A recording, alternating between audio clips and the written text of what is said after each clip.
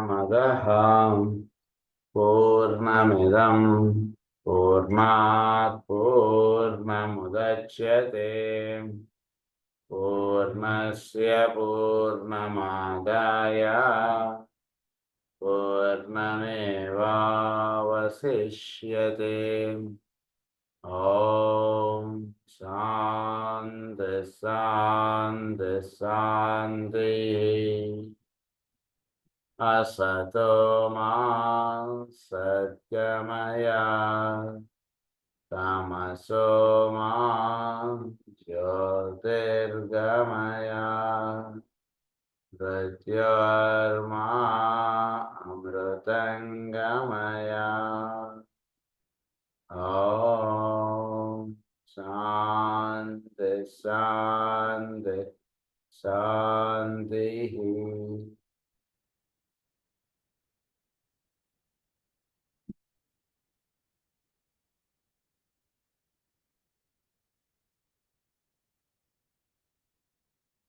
మనం నిన్నటి నుంచి కొంచెం తులారాశి గురించి చెప్పుకోవడం స్టార్ట్ చేసాం. తులారాశి అనగానే త్రాసు అనగానే అది బ్యాలెన్స్. ఈ విషయం కొంచెం అవగాహనలో పెట్టుకోవచ్చు మనం. సులభమైంది అంటే మనలో ఒడిదుడుకులు లేకుండా సమానంగా ఉండడం అనేటువంటిది ముఖ్యంగా తులారాశి అందిస్తుంది మనకి. తులారాశి ఏం సూచిస్తుందంటే కాసేపు ఒక రకంగా, కాసేపు ఒక రకంగా, కాసేపు ఇష్టాలు, కాసేపు అయిష్టాలు, కాసేపు సుఖము, కాసేపు దుఃఖం, కాసేపు సంతోషం, కాసేపు దుఃఖం, ఇలాంటివి లేకుండా సమానంగా ఉండడం అనేటువంటిది అందించేటువంటిది తులారాశి. కనుక ఆ తులారాశి గురించి మనం కొన్ని విషయాలు చదువుకుంటూ వచ్చాం. ఆ చదువుకుంటూ వచ్చి తులారాశిలో ఉన్నటువంటి వాడు వృశ్చిక రాశి, తర్వాత ఇటు పక్కకు వస్తే కన్యారాశి. కన్యారాశిలో పరిపూర్ణమైనటువంటి ప్రేమ యొక్క మూర్తిగా అమ్మవారి యొక్క స్వరూపంగా మనం చెప్తాం. శైలపుత్రి అమ్మవారిగా మనం చెప్తాం కన్యారాశి.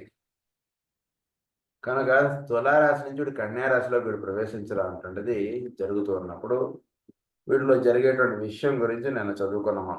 అదేమిటంటే then Libra leads on to Scorpio and the active soul life. అది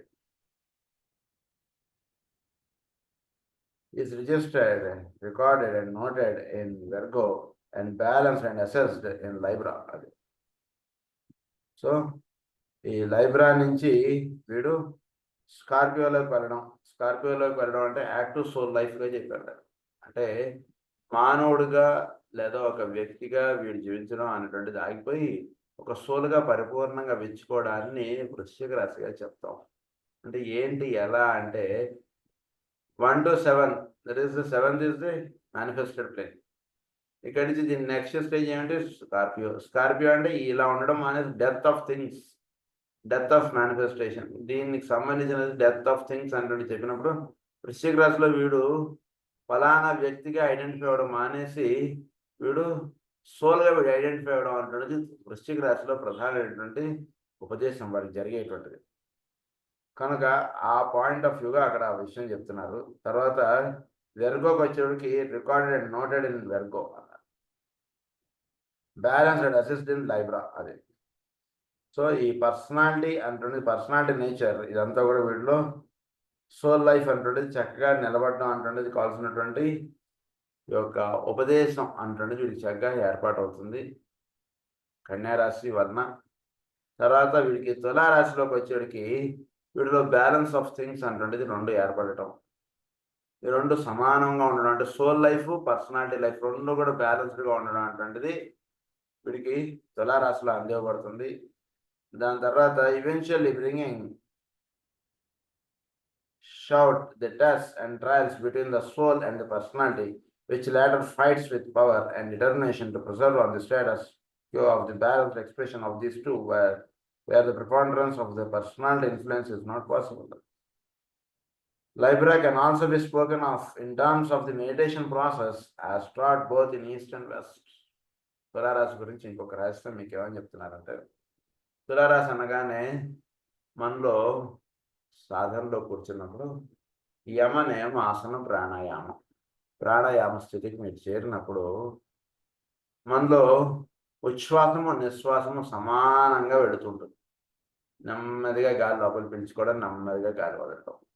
ఈ ఉచ్ఛ్వాసము నిశ్వాసము సమానంగా మనకి ఉంచేట్టుగా చేసి పెట్టేటువంటి తులారాశి. కరెక్ట్గా ఇది ఎంత సమయం పడుతుందో అది కూడా అంతే సమయం పడుతుంటుంది. దీన్ని అంటే దీన్ని మెడిటేషన్ అన్నది. అంటే మెడిటేషన్ అంటే ఏమిటి? ఏదైతే కనుక వీడు మెడిటేషన్లో వీడు పొందేటువంటిది ఏమిటంటే నిశ్చల స్థితి. నిశ్చల స్థితి అంటుండేది అంటే సమానంగా ఉండగలగడం, ఎక్కడ కూడా ఒకటి ఎక్కువ ఒకటి తక్కువ కాకుండా సమానంగా ఉండడం అటువంటి స్థితి గురించి చెప్పేటువంటిది ధ్యానం. ధారణ ధ్యాన సమాధి అని అంటారు. ప్రాణాయామము, ప్రత్యాహారము, ధారణ ధ్యాన సమాధులు.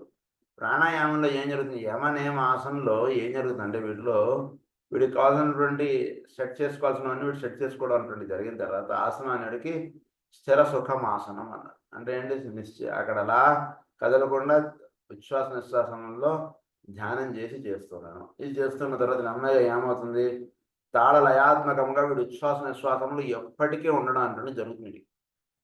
ఎప్పుడు కూడా వీడు ఉచ్ఛ్వాస నిశ్వాసంలో చక్కగా జరుగుతుంది. దాన్ని అంటే దాని మెడిటేషన్ అన్నది. కనుక ఈ మెడిటేషన్ ప్రాసెస్ అంటున్నది చక్కగా జరగడానికి వీడు తులారాశి యొక్క చిహ్నంగా చెప్పారు. అది జరుగుతున్నప్పుడు it can therefore B regarded as the interlude between the two activities. ఇది జరిగిన తర్వాత నెక్స్ట్ ఏం జరుగుతుంది? తాళ లయాత్మకంగా ఉచ్ఛ్వాస నిశ్వాసములు సాగుతూ ఉన్నప్పుడు అంటే ప్రాణాపాన సమాయుక్త అంటే సమాన స్టేట్. ఈ రెండు కూడా ఎక్కడికి వెళ్ళిపోతాయంటే సమాన స్టేట్ ఆఫ్ ఎగ్జిస్టెన్స్ అంటారు మాస్టర్. సమాన స్టేట్ ఆఫ్ ఎగ్జిస్టెన్స్ అంటే ఏంటి? రెండు సరిగ్గా ఏది కూడా ఒక్క చుక్క ఎక్కువ ఉండడం అంటున్నది కరెక్ట్గా 50-50గా నడుస్తుంటుంది. అప్పుడు ఏమిటి? ఈ రెండు కూడా బ్యాలెన్స్ అయ్యేటువంటి కండిషన్ ఇంకోటి ఉంటుంది. దాని అంటే సమానమే సిద్ధాంతం అంటాం. జ్యోతిరహం విరజా విపాక్మ భూయా సర్గస్వాహ. అది సమాన స్టేట్. ఈ సమాన స్టేట్ అనేటువంటిది వచ్చేటప్పటికి ఈ ప్రాణాపానములు రెండు కూడా అందులో లీనమైపోతాయి. లీనమైపోయి ఒకే ఒక్క స్థితిలో అలా నిశ్చలంగా ఉండడం అంటున్నది వస్తుందన్నమాట. ఆ స్థితి ప్రధానంగా అందించేటువంటి తులారాశి సమాన స్టేట్ ఆఫ్ ఎగ్జిస్టెన్స్ అన్నారు. Which is the explanation given to that sign to that stage in meditation which we call contemplation. So ఈ సమాన స్టేట్ ఆఫ్ ఎగ్జిస్టెన్స్ అనేటువంటిది వచ్చేది దాన్ని ఏమన్నారంటే కాంటంప్లేషన్ అన్నారు. ఇక్కడ 5 స్టేట్స్ చెప్తారు మనకి. దాన్నే మనం అంటాం ప్రాణము, పానము, అపానము, వ్యానము, ఉదానము, సమానము. మనకి ఇచ్చినటువంటి పేర్లు మనకి. వాటిని ఇక్కడ ఏమని చెప్తున్నారంటే 1 కాన్సన్ట్రేషన్ అన్నారు, 2 మెడిటేషన్ అన్నారు, 3 కాంటంప్లేషన్ అన్నారు, 4వది ఇల్యూమినేషన్ అన్నారు, 5వది ఇన్స్పిరేషన్ అన్నారు. 5 పదాలు మనకి ఇచ్చారు ఇక్కడ. అందులో ఈ 5టికిను 5 రాసులు మనకి చిహ్నంగా చెప్పారు. ఈ 5 రాసులు ఏమిటంటే 1 సింహరాశి. సింహరాశి ఏం సూచిస్తుందంటే వీళ్ళలో కేంద్రీకరింపబడడం, ఒక స్థితిలో వాడు అలా ఉండగలగడం అంటుంది. దాన్ని అందు గురించి మనకి ఏమని రాస్తారంటే మాస్టర్ గారు, సింహరాశికి చేరినప్పుడు సింహరాశి స్థిర రాశి, ఫిక్స్డ్ క్రాస్లో సింహరాశి, తర్వాత అగ్నితత్వపు రాశి అని చెప్తారు మాస్టర్ గారు. రెండో అగ్నితత్వపు రాశి అంటే ఏంటి? రెండవది అనగానే మనకు తెలియాల్సింది ఏంటంటే ఇట్ ఇస్ ద సోల్. స్థిర రాశి అక్కడ స్థిరంగా ఉండి చక్కగా సాధన చేయగలగడం అంటున్నది సింహరాశి అందిస్తుంది. సో సింహరాశి వీటిలో ఏం సూచిస్తుందంటే అనగా కాన్సన్ట్రేషన్ అంటే చక్కగా అంటే అప్పటిదాకా ఏంటోగా జీవిస్తున్నటువంటి వాడికి ఒక చక్కటి క్రమమైనటువంటి జీవితం అలవాటు చేసి ఒక చక్కటి విధముగా వాడు జీవించేట్టుగాను, వాడు ప్రతిరోజు ఆ పని చేసేట్టుగాను చేసి పెట్టేటువంటిది సింహరాశి. ప్రతిరోజు చక్కగా అంటే ఎప్పుడు కళ్ళు మూసుకుని ప్రార్థన చేస్తున్న వాడికి చక్కగా కాన్సన్ట్రేషన్ నిలబడగలగడం. కాన్సన్ట్రేషన్ అంటే ఏంటంటే కేంద్రీకరించడం అంటున్నది కాకుండా రిపిటేషన్ అంటే అర్థంగా మీరు గుర్తుపెట్టుకోవాలి. కాన్సన్ట్రేషన్ అంటే ఏంటి? అలా ఒకచోట పాయింట్ పెట్టి అలా చేయమని కాదు. ఇంటలెక్చువల్ ఇంట్యూషన్లో ఏమని చెప్పారు? కాన్సన్ట్రేషన్ అంటే మీరు ప్రతిరోజు మీరు చేస్తున్నటువంటి పని మీద మీరు దృష్టి పెట్టండి.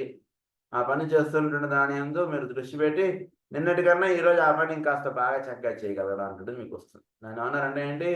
కాన్సన్ట్రేషన్ అంటే ఏంటి? ప్రతిరోజు ఆ పని చక్కగా ఇంకా బాగా చేయగలడానికి కావాల్సినటువంటి ఏర్పాటు వీడి లోపల ఉన్నటువంటి ఇంద్రియములు వాటికి చక్కగా అందివ్వడం, అది శిక్షణ.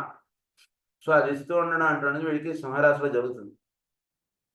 సో అది ఏర్పడిన తర్వాత నెక్స్ట్ వీడు కన్యా రాశికి చేరిన తర్వాత అంటే సింహం, కన్య, తుల, వృశ్చికం, ధనస్సు, ఈ 5 రాశులు ఇక్కడ చెప్పారు. సింహం నుంచి వీడు కన్యకు వస్తాడు.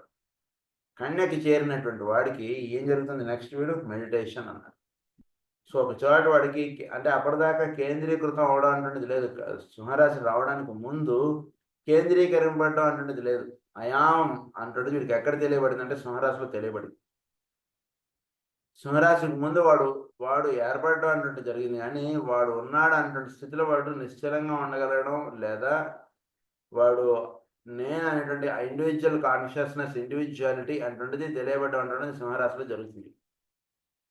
సో అయాం అంటున్నది ఏర్పడింది. అది ప్రతిరోజు దాన్ని సోహమస్మి, అతడే నేనుగా ఉన్నాడు అంటున్న దాని ధ్యానం చేస్తుండడం, అది కాన్సన్ట్రేషన్గా ఉండడం. అంటే అది ప్రతిరోజు ఆ ధ్యానం చేస్తుండడాన్ని కాన్సన్ట్రేషన్ అన్నారు. చేస్తున్నటువంటిది కన్యారాశికి వచ్చేటప్పుడు వీడికి ఏం జరుగుతుందంటే, కన్యారాశి అంటున్నది ఏంటి? సింహరాశి తర్వాత వచ్చేటువంటిది కన్యారాశి. కన్యారాశి వీడు ఎప్పుడైతే చేరతాడో అక్కడ ఈ కాన్సన్ట్రేషన్ ఏర్పడినటువంటిది మెడిటేషన్గా చెప్పారు అక్కడ ఉన్నటువంటి స్థితిని. అంటే మెడిటేషన్ అంటే ఏమిటి? వీడికి ఆ కాన్సన్ట్రేషన్ అంటే అయాం అంటుండే దాని యందు వాడు సమభావం కలిగి చక్కగా అక్కడ నిలబడగలగడం. అంటే నిలబడగలగడం అంటే ఏమిటంటే వీడికి ఏదైతే వీడు శిక్షణ చేస్తున్నాడు ప్రతిరోజు లోపల ఉన్నటువంటి ప్రజ్ఞ యందు వీడు అదియే నేను అంటుండే దాని యందు వీడు ప్రతిరోజు వీడు చేస్తున్నాడు. అది సింహరాశిలో మొదలుపెట్టాడు. అక్కడి నుంచి వీడు ఎప్పుడైతే కన్యారాశికి చేరతాడో కన్యారాశిలో ఈ నేను అనేటువంటి భావన నందు స్థిరమైనటువంటి భావం అది నిలబడగలగడాన్ని కన్యారాశి తత్వంగా చెప్పారు. అంటే ఏంటి నిలబడగలగడం అంటే? కన్యారాశికి తను తాను మర్చిపోయి తను దేనికైతే ఏర్పడిందో దాని యందు మనసు నిలబడుతుంది. అది కన్యారాశి. అంటే తనది అంటే తన యొక్క ప్రత్యేకత అన్నది కోల్పోయి తను దేనికైతే జన్మ తీసుకుందో దాని యందు నిలబడగలగడాన్ని కన్య అన్నారు. అది కన్యారాశి. కనుక ఆ కన్యత్వం నొందడం అంటుంది ఇక్కడ చెప్పారు మెడిటేషన్. దాన్ని ఏమన్నారంటే soul life as sensed in man. దాన్ని అన్నట్టు సోల్ లైఫ్ అంటే పర్సనాలిటీ లైఫ్ జారిపోయి సోల్ లైఫ్ మాత్రం మిగులుతుంది కన్యారాశిలో. అదేంటి? అది చిగురించుతూ ఉన్నటువంటి చక్కటి చిగురుటాకు లాగా ఉంటుంది కన్యారాశి.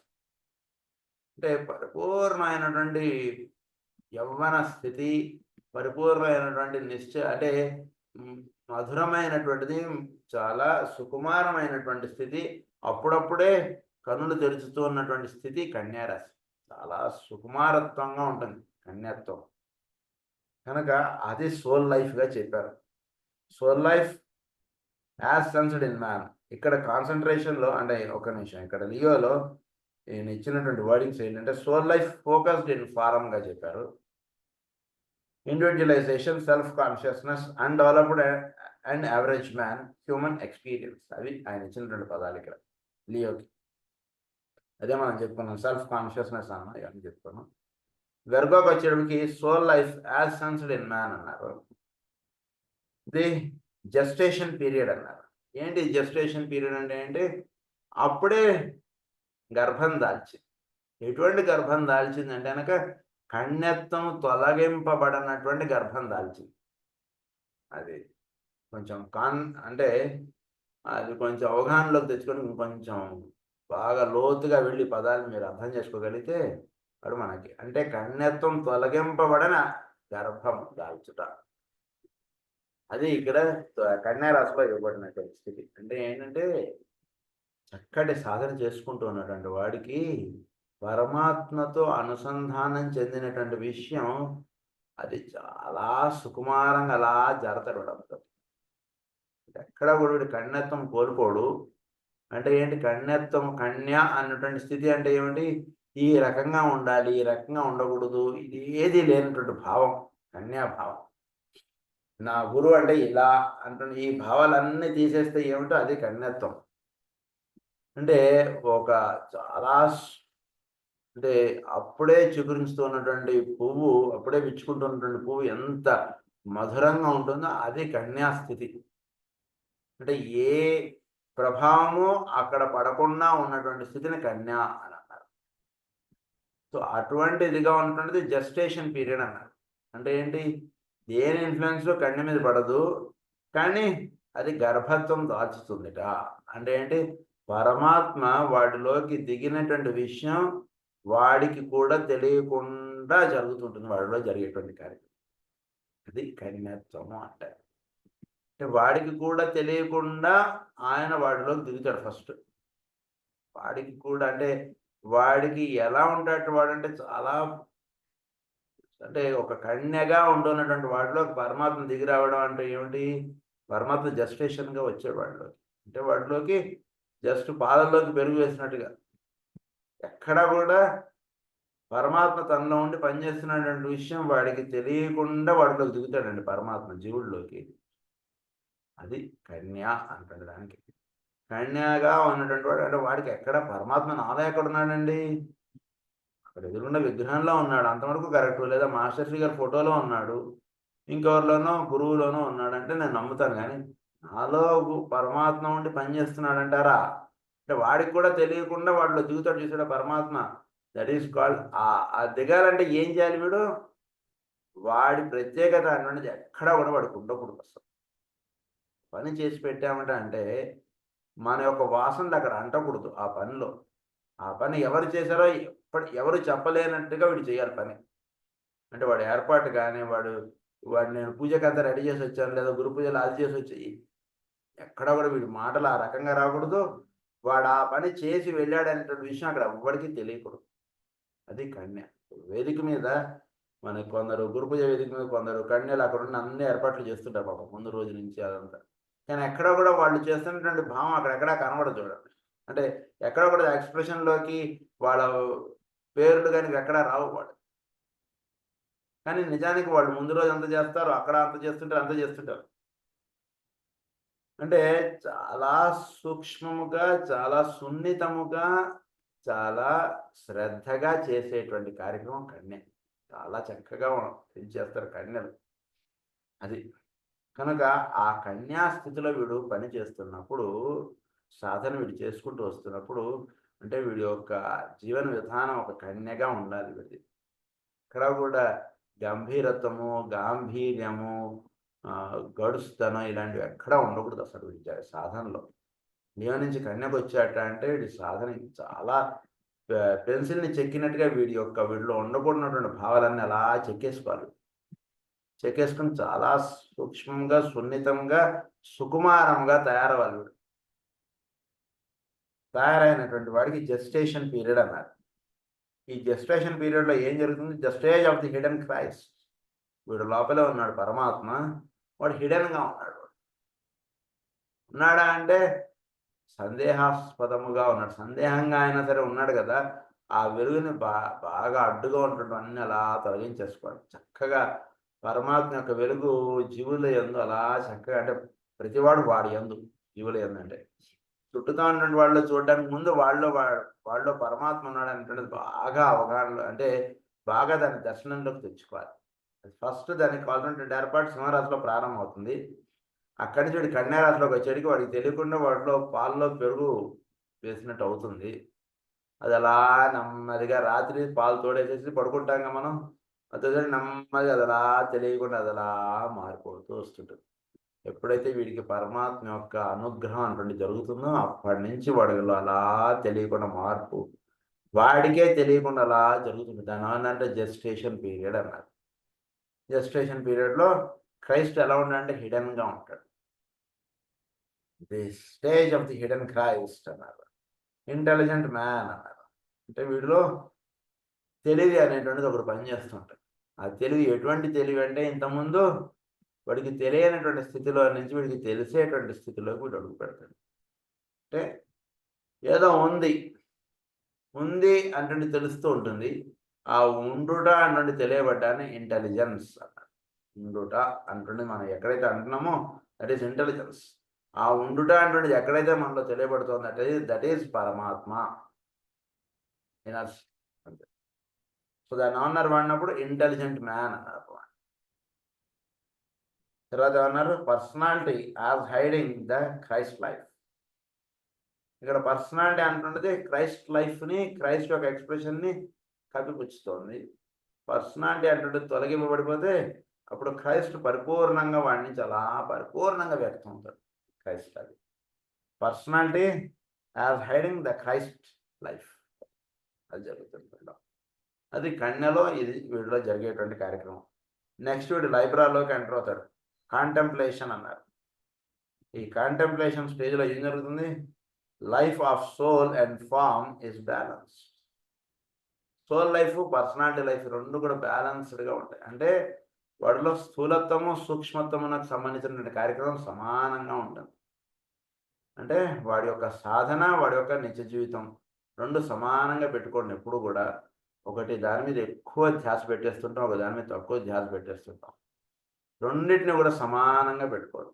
నిత్య జీవితం అంతా కూడా మనం పొద్దు నుంచి రాత్రి దాకా it is full time, not part time అన్నారు మాస్టర్ గారు. యోగాభ్యాసం అనేది ఫుల్ టైం అన్నారు. అంటే మనం పొద్దు నుంచి రాత్రి దాకా చేసేటువంటి పనులన్నిటిలోనూ రెండు కూడా సమానంగా ఉండేట్టు చూసుకోండి. అది లైబ్రా అందిస్తుంది వీడికి.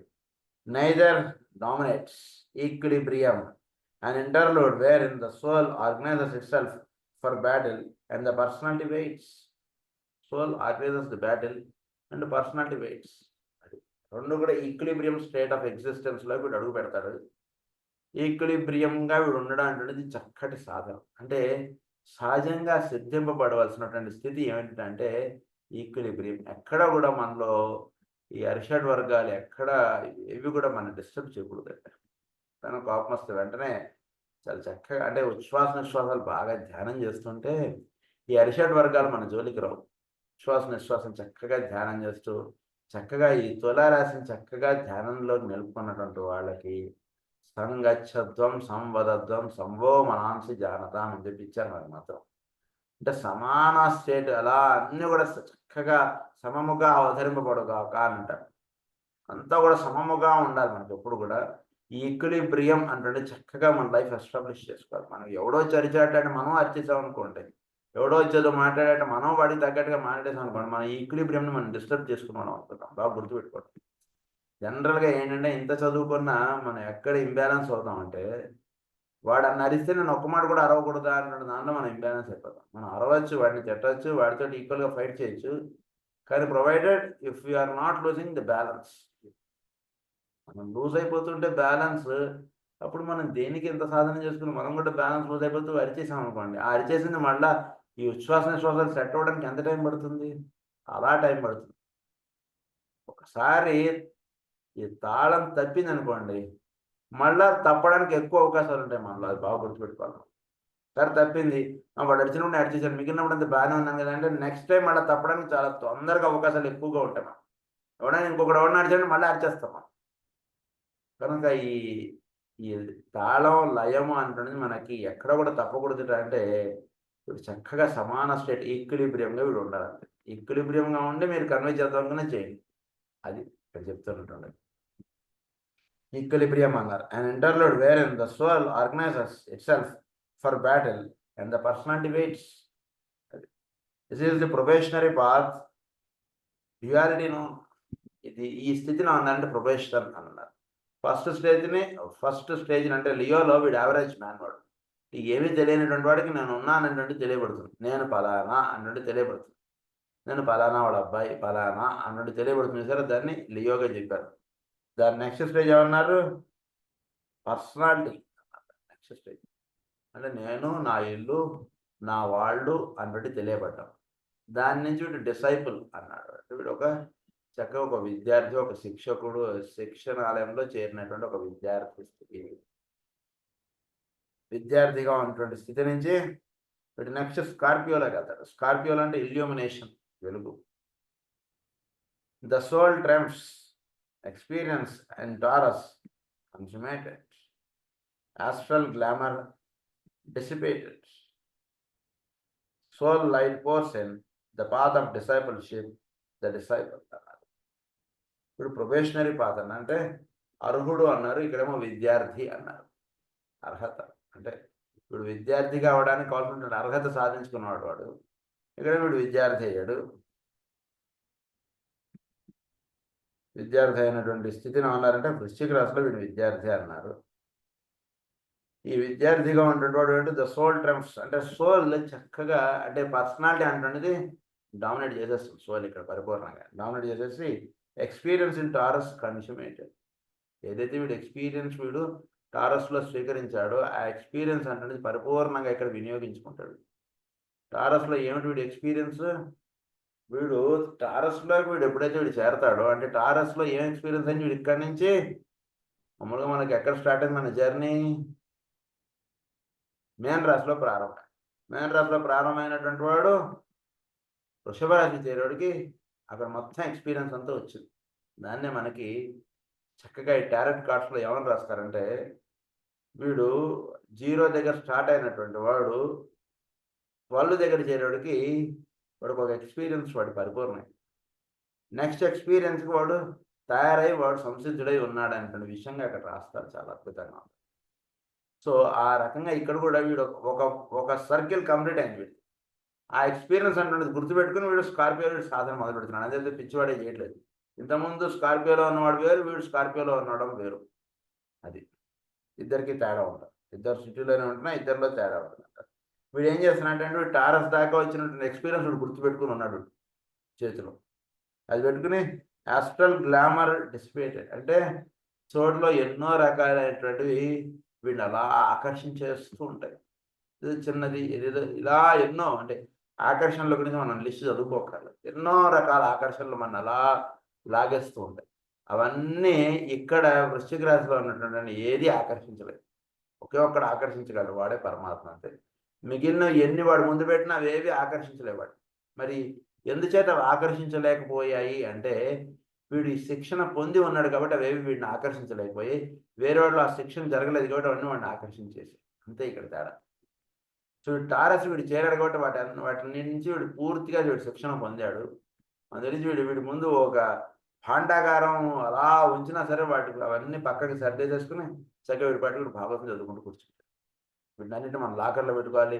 రేపు పొద్దునే మనం బ్యాంక్ వెళ్ళాలి, ఇవన్నీ అందులో పెట్టేయాలి. ఏది వీడిలో పనిచేయదు. బాగా గుర్తుపెట్టుకోండి. ఏదో ఒక ఆశ్రమం పెట్టుకున్న ఆశ్రమానికి డబ్బులు వచ్చినా అదేదో దాచుకోవాలి, ఇలాంటిది ఉన్నా అది తప్పే. విడిపోతుంది. మనసు ఎక్కడో లాగేస్తుంది. ఆశ్రమం ఇంకో 4 అంతస్తులు కట్టాలి, ఇంకో 10 రూములు కట్టాలి, ఇలా విడిపోతుంది. ఇక్కడున్న భావం ఒకటే దానికి వెళ్ళిపోతుంది కాబట్టి అది దెబ్బతీసేస్తుంది. ఎక్కడా కూడా ఎలా అయితే రమణ మహర్షి గారు వీళ్ళందరూ ఎలా అయితే ఉన్నారో, ఒక షిరిడి సాయిబాబా వీళ్ళందరూ అలా ఉన్నారు అంతే. ధనం రాకిని తీసి అకౌంట్ ఓపెన్ చేయండి, అకౌంట్లో దాచిపెట్టండి, లేదా డబ్బులన్నీ బూటీ గారికి ఇవ్వండి, ఆయన దాచిపెడతాడు. రేపు పొద్దున అవసరం అవుతుంది, మీకు తెలియదు ఎందుకు చెప్తున్నాను. ఇలాంటి మాటలు ఎక్కడా లేవు, చూసుకోండి. ఏమీ లేదు అసలు. అలా ఉన్నారు అంతే వాడు. కనుక ఆ స్థితి వీడికి అంతే పట్టు. ఆస్ట్రల్ గ్లామర్ డిసిపేటెడ్ అది జరగాలి. సోల్ లైట్ పోర్షన్ పరిపూర్ణంగా సోల్ లైట్ అంటే వీళ్ళు అలా నింపబడుతుంది. దాన్ని ఏమన్నారంటే పాత్ ఆఫ్ డిసైపుల్షిప్ అన్నారు. ద డిసైపుల్ అన్నారు. వీడిని విద్యార్థి అన్నారు. ఈ స్థితిలో చేరినటువంటి వాడికి నెక్స్ట్ స్థితికి చేరినప్పుడు వీడు సాజిటేరియస్ అన్నారు. ఇన్స్పిరేషన్ అన్నారు. Preparation for initiation. ఇన్స్పైర్ అయ్యాడు. ఏంటి ఇన్స్పైర్ అయ్యాడు వీడు? నాకు కూడా ఒక్క క్షణం నాకు కూడా అన్నారు చూసారా, that is God initiation in him. Already God initiated. అది ఇక్కడ అర్థం. నేను కూడా తిరుపతి వెళితే అని అన్నారు. నేను కూడా తిరుమల వెళ్ళాలి అని అన్నారు చూసారా. అంటే వెళితే అక్కడ దర్శనం అవడం అది కాదు, దానికి ముందర నేను కూడా అని ఎప్పుడైతే అన్నాడో వాళ్ళు ఆ భావం దిగింది. దాన్ని ఇనిషియేషన్ అంటారు. దాన్ని అది చెప్తున్నారు ఇక్కడ. చాలా అద్భుతమైనటువంటి విషయం. ప్రిపరేషన్ ఫర్ ఇనిషియేషన్ అన్నారు. Soul inspires personality life. Soul expresses itself through personality. The initiate అన్నారు. Soul inspires personality life. Soul అంటున్నది ఏం చేస్తుందంటే పర్సనాలిటీని పూర్తిగా దానిలోకి తీసేసుకుంటుంది. సోల్ అంటుంది పర్సనాలిటీ లైఫ్ ఏమీ లేదు వాడికి. సోల్ లైఫ్ నిలబడుతున్నాడు అంతే. పర్సనాలిటీ పూర్తిగా జారిపోతుందండి.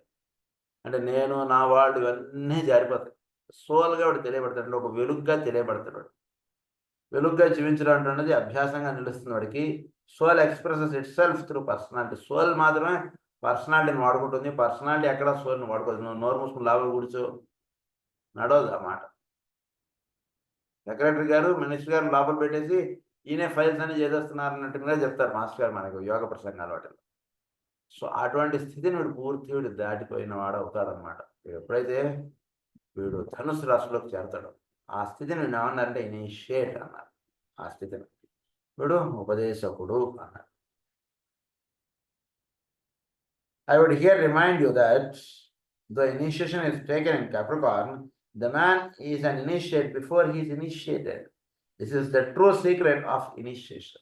He is నిజానికి ఇనిషియేషన్ అయ్యేది క్యాప్రికార్న్లో, కానీ ఆ అర్హత స్థితి అని అన్న చూసారు అప్పటికే వాడు ఇనిషియేట్ అయిపోయాడు. అంటే పరమాత్మ వీళ్ళకి దిగాడు, ఎక్కడికి తిరుమల వెళ్ళడానికి ముందరే వీడిలో దిగిపోయాడు ఆయన. అక్కడికి వెళ్ళిన తర్వాత దర్శనం అయింది, ఆయన వీడు మనసులో నింపుకున్నాడు, వీడు మనసులో అప్పటి నుంచి నా జీవితం వేరండి, అంతమంది నా జీవితం వేరండి, ఇవన్నీ నెక్స్ట్. దానికి బిఫోర్ ఏం జరిగింది, ఇప్పుడు తిరుమల వెళ్ళాలన్న భావం ఎప్పుడైతే వీళ్ళలో కలిగిందో, the moment he got the thought, in that moment only God has descended in him. అది సీక్రెట్ ఇక్కడ. అది వ్యక్తీకరింపడానికి వీడు తిరుమల వెళ్తాడు, ఒకనొక స్థితి అది. కదా అనాలంటే this is the true secret of initiation. అది నిజమైనటువంటి రహస్యం అది.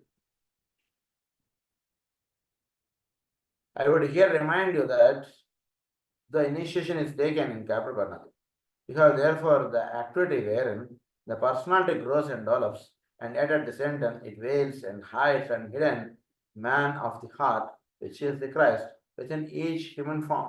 Personality అంటే నెమ్మది మనలో అలా పెరుగుతూ పోతుంటుంది. పెరుగుతూ పోతున్నటువంటిది ఏం చేస్తుంది, సోల్ని నెమ్మది అలా కప్పిపుచ్చేస్తుంటుంది, సోల్ యొక్క ఎక్స్ప్రెషన్ని దాచేస్తుంటుంది, సోల్ని వ్యక్తీకరింపబడకుండా పర్సనాలిటీనే మాట్లాడేస్తుంటుంది. మనలో ఇద్దరు మాట్లాడే వాళ్ళు ఉంటారు ఎప్పుడు కూడా. మనం బాగా ధ్యానం చేయాలి. మనం మాట్లాడుతున్నప్పుడు పర్సనాలిటీ మాట్లాడుతుందా, సోల్ మాట్లాడుతుందా? ఇద్దరు మాట్లాడడానికి నోరే, వాక్కు, దీని ద్వారానే మాట్లాడాలి. సోల్ మాట్లాడినా, కానీ పర్సనాలిటీ మాట్లాడుతుంటే అది ఎలా ఉంది, సోల్ మాట్లాడుతుంటే ఎలా ఉంది, ఇది మనం చూసుకోవాలి జాగ్రత్త.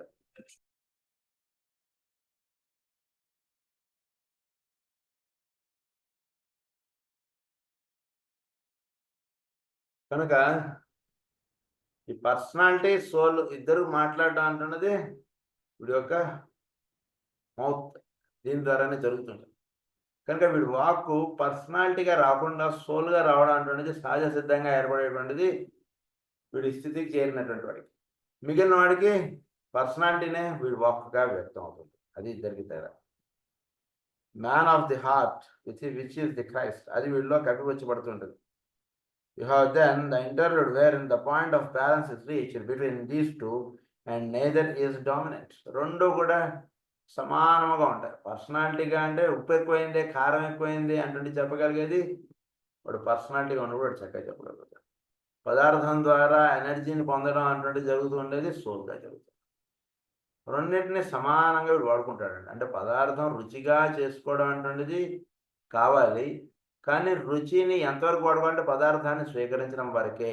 అదైతే పదార్థం కోసం ఆకలి పుట్టించుకుని ఆకలి లేకపోయినా తినడం అన్నటువంటి స్థితికి సంబంధించినది కాదు. అది వీడు చక్కగా తెలుసుకుంటాడు.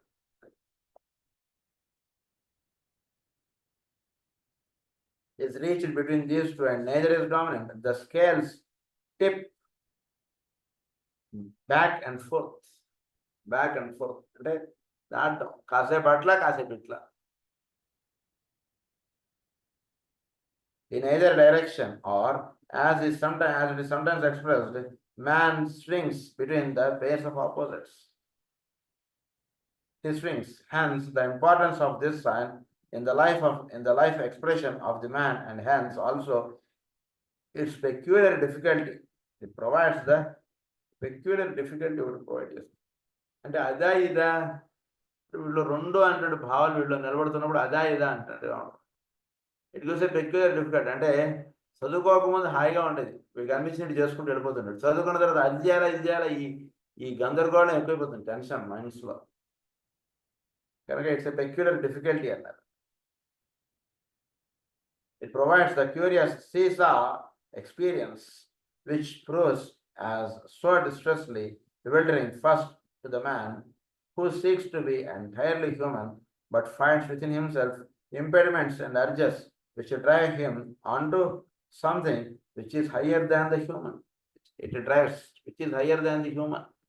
Higher aspect లోకి వీడు వెళ్ళడానికి కావాల్సినటువంటి ఏర్పాటు జరుగుతుంది. హైయర్ ఆస్పెక్ట్ లోకి వెళ్ళిపోతుంది, which is higher than the human. And secondly, to the aspirant or the disciple, his focus of interest and his aim is soul life. His focus of interest ఏమిటి, this aim is soul life. మనందరి ఏమేంటే soul life. ఈ దేహంలో ఉండంగానే సోల్గా జీవించడం అంటుండేది మనకు సహజంగా ఏర్పడాలండి. అది మనందరి ఎయిమ్. అందుకే మనం పూజ చేస్తాం, అందుగురించి మనం ప్రేయర్ చేస్తాం, అందుకే మనం ఇవన్నీ చేసేటువంటి క్లాస్ కానీ ఇవన్నీ కూడా అందు గురించి పరిపూర్ణమైనటువంటి సోల్గా మనం జీవించాలి. అది ఈ soul life. Yet he finds within himself that which seeks ever to draw him back to the old ways. కానీ వీళ్ళలోనే ఒకటి ఉంది, అది వీడిని అలా కిందకి లాగేస్తుంది. సోల్ లాగా ఎక్కినటువంటి వాడిని మళ్ళీ అలా కిందకి లాగేస్తుంది. The old habits and the old desires. వీళ్ళు పూర్వ వాసనలు అంటారు చూసారా, ఆ పూర్వ వాసనలు వీడిని ఏం చేస్తాయంటే అలా జారిపోతుంటాడు. మళ్ళీ ఈసారి మనం జన్మించినప్పుడైనా మనం చక్కగా పరమాత్మ సేవ చేసుకోవాలనుకుంటూ వీడు దేహం వదులుతాడండి. చక్కటి అవకాశంగా ఉండేట్టుగా ఒక మంచి కుటుంబంలో వీడు జన్మ తీసుకునేట్టుగా వీడికి జన్మ ఏర్పాటు చేస్తారు. ఎందుకంటే ఒక మంచి భావంతో వీడు దేహం వదిలేశాడు కదా, వదిలేశాడు.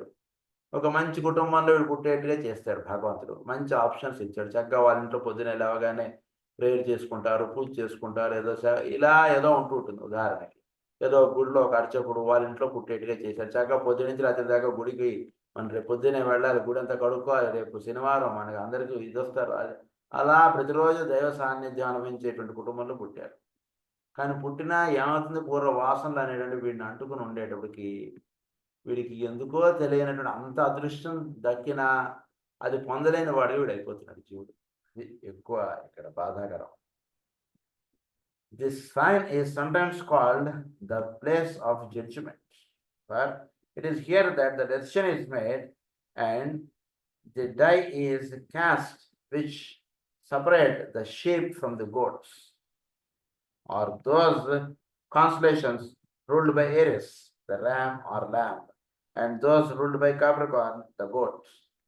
It really marks the distinction between the ordinary wheel of life and the reversed wheel. ఏమన్నారు? This sign is sometimes called the place of judgment. ఇది ప్లేస్ ఆఫ్ జడ్జిమెంట్ గా చెప్పారు. తులారాశి place of judgement.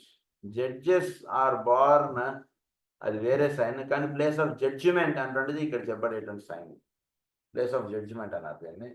For it is here that the decision is made and the die is cast which separate the sheep from the goats. The die is cast అంటే ఏంటి, వీడుగా ఉండడం అంటుండేది మానేసి వీడిలో వీడు 10th house ఏం చేస్తుందంటే వీడుగా ఉండడం మానేసి వీడిలో క్రైస్ట్ పుట్టేట్టుగా చేసి పెట్టేటువంటిది క్యాప్రికార్న్.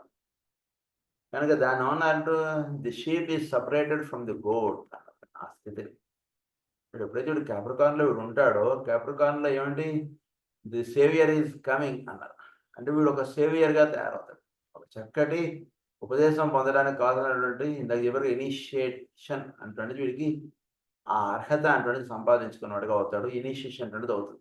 ఎప్పుడైతే ఇనిషియేషన్ అయిందో, ఇనిషియేషన్ అవ్వడానికి ముందు వీడు వేరు, ఇనిషియేషన్ అయిన తర్వాత వీడు వేరు. రెండింటికి తేడా అది వచ్చేస్తుంది. So 10th house indicates what? లాభస్థానం. అంటే ఏంటి, వీడిలో వీడు దేనికైతే జన్మ తీసుకుని వచ్చాడో అది పరిపూర్ణంగా అది ఆచరణలోకి తీసుకురాబడేటువంటిది 10th హౌస్. ఉద్దిష్ట నరసార్థులా కర్తవ్యం. అంటే వీడుగా ఉండడం మానేసి వాడు వీడిలో మేలుకొల్పంపడడం అంటే జరగలేదు. గురువు ద్వారా జరుగుతుంది ప్రతి వాడు. వాడు దేనికైతే జన్మ తీసుకున్నాడో దాని వైపుగా వాడిని తీసుకెళ్తాడు గురువు. గురించి గురువు భాషణ మనం చాలా జాగ్రత్తగా అవగాహన చేసుకోవాలి. అంటే ఇంకా కొంచెం సూక్ష్మంగా వెళ్ళాలంటే గురువు ఒక్కొక్కసారి ఒక్కొక్కళ్ళ ద్వారా ఆయన భాషను అందిస్తూ ఉంటారు. అందు నుంచి భాషని జాగ్రత్తగా మన ఎదుటి వాళ్ళ భాషని మనం మేలు కోరేటువంటి వాళ్ళని ముఖ్యంగా వాళ్ళ భాషని జాగ్రత్తగా వినడానికి చేయాలి. అప్పుడు గురువు వాళ్ళ ద్వారా మనం చేయాల్సినటువంటి పని మనం సూచించేస్తాం. మన మీద ఇష్టత కలిగి మాట్లాడేవాడు వేరు, మన యొక్క మేలు కోరి మాట్లాడేవాడు వేరు. ఇద్దరు భాషల్లో తేడా ఉంటాయి. మన మీద ఇష్టంగా ఉన్నటువంటి వాడు పర్సనాలిటీ లెవెల్లో వాడు మాట్లాడుతుంటాడు. ఆ భాషను వల్ల పెద్దగా మనకు ఉపయోగం లేదు. మనకు ఉపయోగం దేనితో అంటే కనుక మన మేలు కోరి మన యందు ప్రేమ కలిగి మాట్లాడేటువంటి భాషను మనకు చాలా అవసరం. వాడు మనకు మార్గనిర్దేశకుడిగా వాడు నిలుస్తుంటాడు. వాడి ద్వారా వీడు గురువు అనేవాడండి లేదా పరమాత్మ నుండి వాడి ద్వారా వీడికి భాషణ అంటుండేది అందిస్తుంటాడు. అది వీడు ఎప్పుడైతే వీడు మకర రాశిలోకి వెళతాడో ఆ మకర రాశిలో వీడు పొందినటువంటి ఇనిషియేషన్ ద్వారా అంతకుముందు ఉన్నవాడు వేరు వీడు వేరు. దాని అంటే the sheep is separated from the goat. Goat అంటే ఏంటి? మేషరాశి. మేషరాశి నుంచి ఇప్పుడు జర్నీ స్టార్ట్ అయిన తర్వాత వీడు ఎప్పుడైతే ఈ స్థితి చేరతాడో రెండు పక్కన పక్కన ఉంటాయి. తెలియనటువంటి రెండు ఒకటేనండి అనుకుంటుంటాడు. But sheep is separate from the goat. It is different because he got initiated. Initiation పొందాడు. అందు గురించి వీడు మాట్లాడి వీడు వ్యవహరించేటువంటి విధానం వేరు, గోటుగా ఉన్నటువంటి స్థితి వేరు. రెండింటికి చాలా తేడా. అది the sheep is separated from the goat అన్నారు. Capricorn, the goat అన్నారు. It really marks the distinction between the ordinary wheel of life and the reversed wheel. రెండింటికి తేడా. ఆర్డినరీ వీల్ ఆఫ్ లైఫ్లో జీవిస్తున్నటువంటి ఉదాహరణకి ఆర్డినరీ వీల్లో మకర రాశిలో పుట్టినవాడు వేరు. మకర రాశి గురించి చాలా వివరాలు మనం చెప్పుకున్నాం, అందుకని దాంట్లోకి వెళ్ళక్కర్లే మనకు. అలాగే ఒక రివర్స్డ్ వీల్లో ఉన్నవాడు మకర రాశి చేరినవాడు వేరు. ఇద్దరిలో శాస్త్రం తేడా ఉంటుంది. In the days before Leo Virgo were divided into two signs. Libra was literally the midway point. The situation was then as follows. అంటే పూర్వ స్థితిలో లియో వెర్గో రెండు కలిసిపోయి ఉన్న స్థితి అది. సింహము కన్య ఈ రెండు కలిసిపోయి ఉన్నటువంటి స్థితిగా ఉన్నప్పుడు అప్పుడు ఎలా ఉండేవి రాసులు? ఇటు 5 ఇటు 5 ఉండేవండి. మనకు మాస్టర్ గారు అందు గురించి ఏమని రాస్తారంటే ఈ లైబ్రా స్థితి అంటే తులారాశి కరెక్ట్గా మధ్య రాశి అని రాస్తారు. నాకు మధ్యరాశి ఎలా అవుతుంది ఇది అంటే, మీరు మేషరాశి నుంచి ఒక లైన్లో రాసుకోండి. మేషం, వృషభం, మిథునం, కర్కాటకం, సింహం, కన్య రెండు కలిపి ఒకటే రాశి కింద రాసుకోండి. ఇటు 5 అయిపోయి తులారాశి మధ్యలో రాసుకోండి. మధ్యలో రాసుకున్న తర్వాత వృశ్చికం, ధనస్సు, మకరం, కుంభం, మీనం, ఇవి 5 మధ్యలో తులారాశి. అది ఇక్కడ రహస్యం. సో అవి ఆ రహస్యం ఇక్కడ ఎక్స్ప్లెయిన్ చేస్తున్నారు మనకి. The situation and is this round of the zodiac as far as humanity is concerned. You have depicted the entire history of the race. It involves its mental beginnings in Aries, the will to manifest and the start of the outgoing life. ఇది ఎలా జరిగింది అంటే, first ఏరిస్లో ఏమైంది? Will to manifest అంటున్నది ఏర్పడింది. First భావం వీడికి ఏరిస్లో start అయింది. విల్ టు మేనిఫెస్ట్ అంటున్నది వచ్చింది. అంతకుముందు ఎలా ఉంది? సర్కిల్. మేనిఫెస్టేషన్ అవ్వాలంటే భావం లేదు. పరమాత్మ పరా స్టేట్ ఆఫ్ ఎగ్జిస్టెన్స్ అది అంతే. ఎప్పుడైతే విల్ టు మేనిఫెస్ట్ అంటున్నది ఏర్పడిందో, the cut in the east అన్నారు దాన్ని. So will to manifest, that is Aries. ఏరిస్లో విల్ టు మేనిఫెస్ట్గా చెప్పారు. తర్వాత and the start of the outgoing life you have its directed desire in Taurus. అది directed desire. Will to manifest, directed desire అంటే ఏదో will ఆస్పెక్ట్గా చెప్పబడినది desire ఆస్పెక్ట్లోకి దిగేటప్పటికి టారస్ అన్నారు. సో ఈ పదాల గురించి మనం ఎక్స్ప్లెయిన్ చేసుకున్నాం కాబట్టి ఇక్కడ విల్ అంటే ఏంటి, డిజైర్ అంటే ఏంటి అని ఎక్స్ప్లెయిన్ చేసుకోకర్లేదు. Producing manifestation. Then emerges its dual consciousness in Gemini or the soul body realization. Taurus నుంచి నెక్స్ట్ అయింది ప్రొడ్యూసింగ్ మేనిఫెస్టేషన్ అంటుంది. అంటే వీటిలో రూపకల్పన అంటున్నది ఏర్పడింది. డిజైర్ అంటున్నది ఏర్పడేటికి హైదరాబాద్లో ఇల్లు కొందాం. అంతకుముందు ఇదోటి మనం జీవితంలో ఒక ఇల్లు అంటూ ఏర్పరచుకోవాలండి అన్నారు. నెక్స్ట్ చక్కగా ఒక హైదరాబాద్లో ఇల్లు కొనుక్కోవాలంటే మనం ఎప్పటికైనా సరే ఉపయోగపడుతుంది. అలాంటి భావం వీడికి నిలిచింది. అంటే కోరిక అంటున్నది ఏర్పడడానికి ముందు సంకల్పముగా చెప్పినది మేషరాశి, కోరికగా దిగి రావడం అని వృషభ రాశిగా చెప్పారు. ఏర్పడినటువంటి కోరికకి వీడిలో రెండుగా డివైడ్ అయింది. సోల్ బాడీ అంటున్న స్థితి, దాన్ని ఏమన్నారంటే జమిని మిథున రాశిగా చెప్పారు.